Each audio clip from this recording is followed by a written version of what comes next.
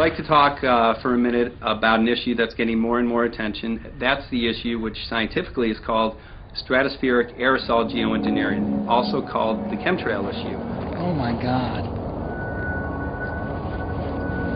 Holy. There's one, two, oh my God.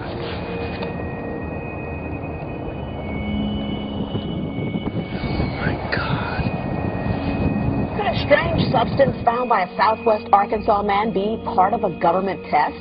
Well, that's the question at the heart of a phenomenon called chemtrails, now getting widespread attention. Well, they say the government is dumping chemicals on us to control or manipulate the weather. And they say the unusual-looking jet trails in the sky are actually chemical-laden chemtrails. The survival of the human race, literally, is at stake. The physical survival, the level of health that people will enjoy, the survival of the planet. If you're concerned about the environment, this is your issue. And yet most people have no idea that it's even going on. It is called geo-engineering, fighting global warming by putting a chemical dust in the atmosphere and reflecting harmful radiation back into space. You could use barium oxide, for example, which makes big fluffy clouds. You could use tiny little bits of aluminum, which is benign in the environment, and essentially manage the climate. That is not rain, that is not snow. Believe it or not, military aircraft flying through the region is dropping chaff. Small bits of aluminum, sometimes it's made of plastic or even metallicized paper products, but it's used as an anti-radar issue, and obviously they're up there practicing. Now, they won't confirm that, but I was in the Marine Corps for many years, and I'll tell you right now that that's what it is. And tonight, one woman says the government's own data shows the chemicals are showing up in our drinking water. This is a multi-billion-dollar, if not trillion-dollar operation. It's also very damaging not only to the environment, but also to human health. Because being that it is illicit, if the truth got out to people, think about how damaging it could be to their agenda, both political and monetary. I had a friend who recently, he's always looking at things from a different perspective. He's a bit of a conspiracy theorist, you know. Did you ever see that movie with Mel Gibson? Yeah. Conspiracy Theory? Okay. Sure. He's a lot like that. And he says that whenever the president comes to L.A., there's no spring.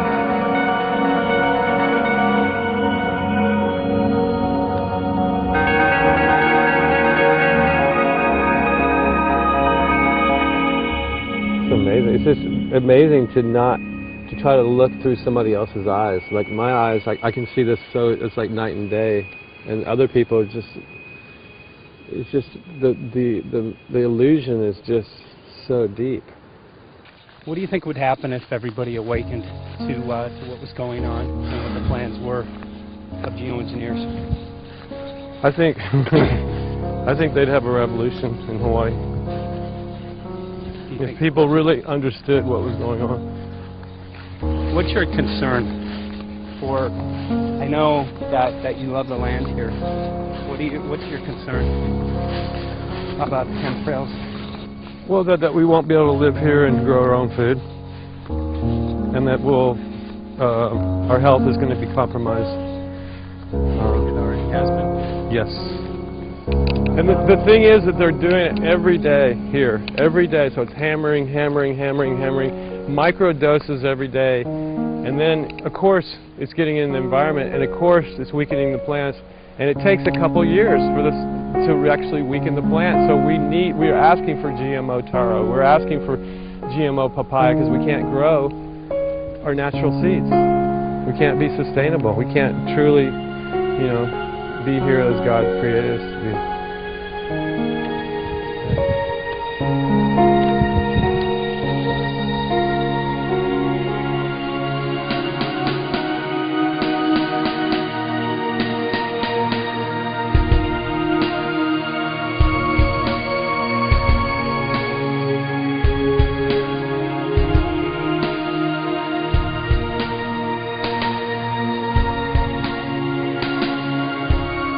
Just clarify, so 10 megatons of aluminum dumped into the atmosphere would have no human health impact. So let me be more careful here. Work to separate out the toxicological, so the aluminum we've only begun to research and knowledge now. There was mason jars, and they were brand new, sterilized, and that's what we catch the rain in. And then there was a HEPA filter that we tested the air with. Okay, so you caught rain and then you basically filtered air. What did you find? Aluminum and barium. We haven't done anything serious on aluminum, and so there could be something terrible that we'll find tomorrow we haven't looked at. But this is virtually exactly what the geoengineers described and did describe in the conference, as you know, as the result of spraying aerosols, a white haze that would eliminate our blue skies. It's exactly what we see. So it's baffling to many of us how people can not give this issue the serious attention that it deserves when it's virtually everything the scientific community is describing as something they urgently want to do, but they still don't admit they are doing. So this is being done over our farms and over our things. So basically they want to eliminate our ability to eat organic food, have clean water. So in some ways it sounds to me like, and you know, again, it's just a projection, but it sounds to me like this is control. How do we control the masses? What shows you can make very high quality, and do this in just a jet in a very simple way, make high quality aluminum particles just by spraying aluminum vapor out, which oxidizes. So it's certainly in principle possible to do that. There's a big literature that's already looked at that. Aerosol geoengineering looks like it is so cheap that the cost is basically not going to be an issue. That means that implementation decisions will be risk-to-risk decisions. The risk of doing it against the risk of not doing it. And it makes the problem of how we govern it fundamentally harder and different and novel. So I've told you this cheap to deliver materials to stratosphere, and I'm convinced that's true. I don't think that will change. But I think the more we do research, the less easy this will look, the more complicated the environmental effects will look. And that's a good thing, because right now it looks too easy. So I think that if we do more research, we're likely to find out that it's harder and more complicated than we thought, and that side effects are harder to manage, and that's a healthy outcome that will make it easier to do the management. It's an empirical question, how people will actually react to knowledge about this. Another reaction is to say, if these crazy scientists are so concerned about putting CO2 in the atmosphere, they want to think about these things, then that might actually mean we should be more serious about the risks of CO2 in the atmosphere. And by the way, it's not really a moral hazard, it's more like free riding on our grandkids. And by the way, it's not really a moral hazard, it's more like free riding on our grandkids. When I have a friend who builds organic gardens, and across the industry they're seeing a decline in anything natural and organic that's growing. However, the effective crops have the aluminum-resistant seeds that have been manufactured. So part of the genetically modified crops includes a conscious effort to make those seeds and those crops resistant to aluminum. Is that what you're saying? That's the only thing that survives. Well, this is not an accident. No, it's not. So those people know what's going on. Absolutely. Yes, they do. Not only do they know what's going on, but they intend to benefit from it. They already are. They've been.